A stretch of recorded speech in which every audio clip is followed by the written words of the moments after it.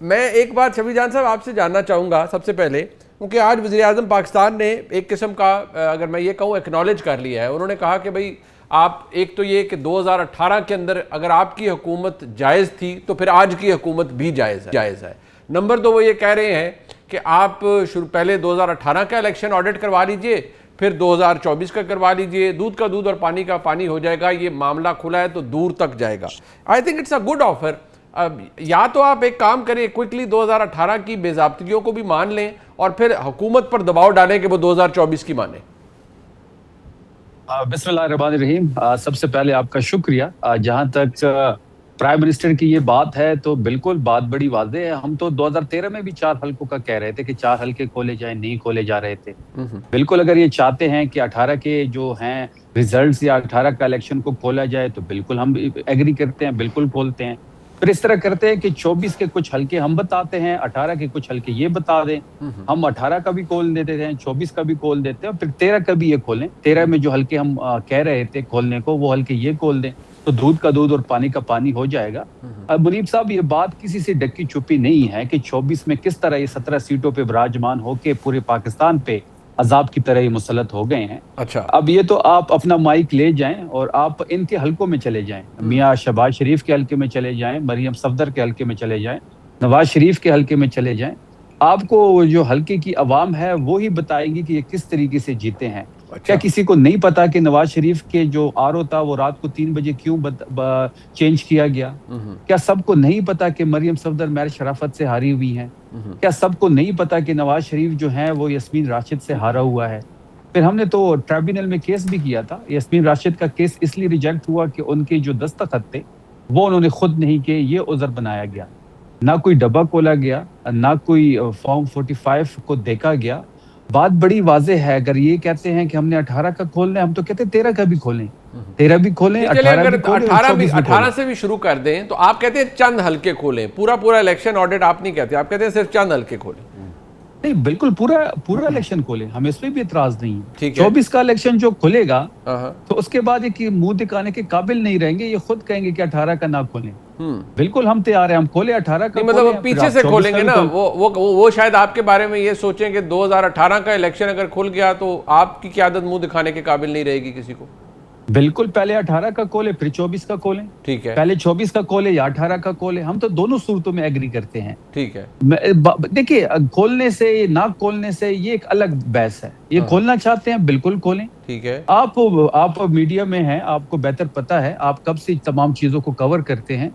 आप अपना माइक ले जाएं, आप अपने किसी रिपोर्टर को भेज दें, वो माइक जो है लाहौर के किसी के हल्के में भेज दें। इन तीनों के जो शरीफ फैमिली है, इन तीनों मेंबरान के आप हलकों में माइक भेजें और वहां की आवाम क्या कहेगी वो जरा मीडिया पे आप चला दें। ठीक है। फिर आप वही माइक जो है इमरान खान साहब के मुतालिक या उनके मेंबर्स के मुतालिक जिस हल्के में भेजना चाहते हैं आप वहां भेज दे। वहां आवाम क्या कहती है तो लग पता जाएगा, दूध का दूध और पानी का पानी। मतलब ठीक है, कुछ जो 2018 की ऑब्जर्वेशन है वो भी आ जाए, ये भी आ जाए। मैं अकील मलिक साहब, वैसे वज़ीर-ए-आज़म साहब ने आज खुद, क्योंकि वहाँ पर शायद आप तो शायद पार्लियामान में मौजूद होंगे, ज़रा हमें गाइड भी कीजिएगा कि वहाँ शायद नारे लग रहे थे धांधली के, तो वज़ीर-ए-आज़म साहब ने कहा, एंड आई वुड से अपने 3rd ईयर में तीसरे साल तीसरा बजट इस टर्म का आप पेश कर रहे हैं और उसके अंदर वज़ीर-ए-आज़म साहब ने ये फरमाया है।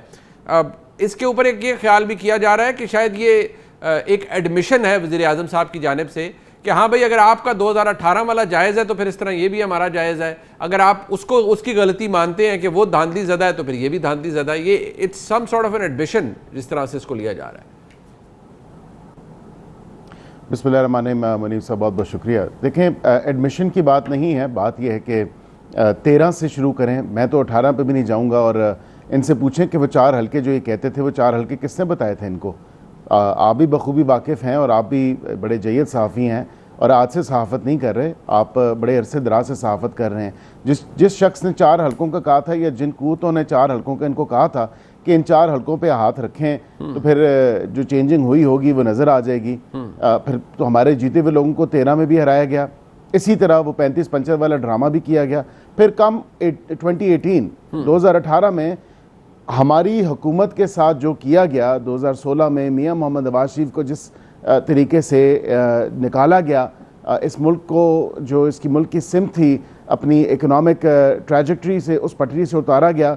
उसके बाद फिर आप देखें कि क्या मामला किए, और इमरान खान साहब उस टाइम दन दनाते कहते थे, और ये ज़बान ज़द आम बात थी, और वो कहते थे कि मैं प्राइम मिनिस्टर इलेक्ट हूँ, कि मुझे अश्योरेंसेस दी गई हैं और मुझे रीअश्योर किया गया कि मैं ही प्राइम मिनिस्टर हूँ। तो उस पूरे निज़ाम को डीरेल करके और फिर उनको इंस्टॉल करना, तो वज़ीर आज़म तो उसकी तरफ इशारा किया और कहा कि अगर आप कहते हैं कि ये पार्लियामान जाली है तो इस पार्लियामान का आप हिस्सा हैं, यहाँ पे आके आप तकरीरें भी करते हैं, इन कमेटीज़ में भी बैठते रहे, इधर आके आप मरात भी लेते रहे, सब कुछ करते रहे और अभी भी ले रहे हैं। अच्छा। लेकिन आप कहते हैं ये 2024 की असम्बली अगर जाली है, तीसरा साल आ चुका है, तीसरा बजट पेश हो रहा है, और फिर उसमें तो जिस तरह आप ये कह रहे हैं तो 18 की भी आपकी जाली थी, और 18 में तो RTS RMS और जो रिज़ल्ट मैनेजमेंट सर्विस थी, रिज़ल्ट ट्रांसमिशन सर्विस थी, जिस तरह बिठाया गया भोंडे तरीके से, आपको पता है 2-2 3-3 दिन रिजल्ट ही नहीं आए थे। ये तो हमें ताना मिलता है ना कि 8 से 9 फरवरी, तो वहाँ पे आपको पता है कि जिस तरह मैनेज किया गया था, सारे मामला किए थे। और उसके बाद फिर सबसे लेटेस्ट एग्जांपल इनके इस भोंडेपन की, जिस हवाले से इन्होंने धुंध फैला के और फिर धुंध के लिबादे के अंदर इन्होंने कहा जी कि धुंध पड़ डस्का का बाई इलेक्शन, सैयदा नौशीन का जो डस्का वाला बाई इलेक्शन, और फिर वो जब पहरा दिया डब्बों पे भी और फिर ये इनकी चोरी पकड़ी गई, तो उस टाइम मेरी हुकूमत तो नहीं थी, उस वक्त तो इमरान खान साहब की और PTI की हुकूमत थी। तो यहाँ पे कम अज़ कम इस चीज़ का हमसे गिला मत करें। अब एडमिशन की बात, मैं उस बहस में नहीं जाऊँगा कि एडमिशन था या नहीं था, लेकिन कुछ तल्ख़ हक़ाइक़ हैं और कुछ ऐसी चीज़ें हैं वो सामने आपको जक्स्टा पोजीशन में रखने की जरूरत है, और देख के फिर आपको वाज़ेह तौर पर अकील मलिक साहब माजरत के साथ वाज़ेह सर ये गुजारिश आपकी बात करती है, माजरत चाहता हूँ। देखिए ये दोनों सूरतों में ना ये तल्ख़ हक़ाइक़ किसी एक तरफ नहीं है, अगर तरीके इंसाफ की तरफ है तो आपकी तरफ भी है। मतलब सिंध साहब ने एक हम भी यहीं धक्के खाते रहे हैं, तो अंदाज़ा तो सबको हो जाता है ना कि 2024 के इंतखाबात के अंदर क्या माहौल था, इंतखाबात से पहले क्या माहौल था।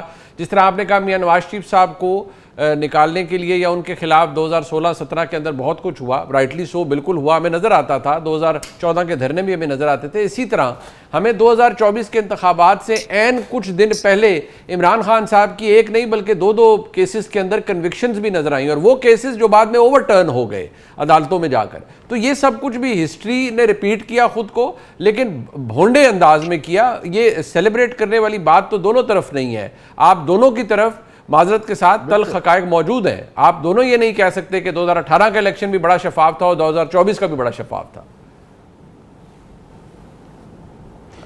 नहीं, आप बिल्कुल दुरुस्त कह रहे हैं। मैंने कभी ये नहीं कहा कि शफाफियत के हवाले से, मैंने तो एक ट्रैक रिकॉर्ड बताया है कि 13 में क्या हुआ, 18 में क्या हुआ, फिर 24 पे जो बात की जा रही है। मैं ये नहीं कह रहा कि उसमें एनॉमलीज़ नहीं हुई, बिल्कुल उसमें एनॉमलीज़ हुई, और उसमें जो तमाम तर मामलात हैं वो सामने हैं।